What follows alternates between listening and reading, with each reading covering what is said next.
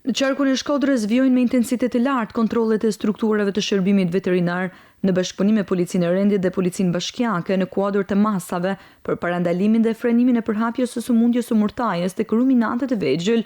Grupet e përbashkëta të kontrollit janë vendosur në 5 pika kyçe në hyrje-daljet kryesore të qarkut, ku po monitorohen lëvizja e kafshëve, kryesisht e baktive të imta si dele dhe dhi. Këtë të diel për të dytën javë radhazi në tregun e Stomgolemit kanë munguar tregtimi të imtave. Gjithë lëvizja e kafshëve të imta në qarkun e Shkodrës është të bllokuar.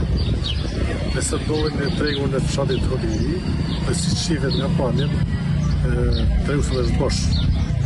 Kjo është bërë mundur fal bashkëpunimit të veterinerëve me femërët, por natyrisht edhe me organet e reja. Sipas urdhit të ministrit, nuk lejohet lëvizja e kafshëve të imta, dele dhe kategoritë e tjera të këtyre kafshëve. Autoritetet veterinare bëjnë thirrje për të gjithë fermerët dhe blegtorët që të respektojnë rregullat në fuqi, të shmangin çdo lëvizje të paautorizuar të baktive dhe të bashkëpunojnë me strukturat përgjegjëse për raportimin e çdo rasti të dyshuar. Sipas specialistëve, ndërhyrja në kollë dhe zbatimi rigoroz i masave kufizuese janë vendimtare për izolimin e vatrave të infeksionit dhe rikthimin e situatës në normalitet.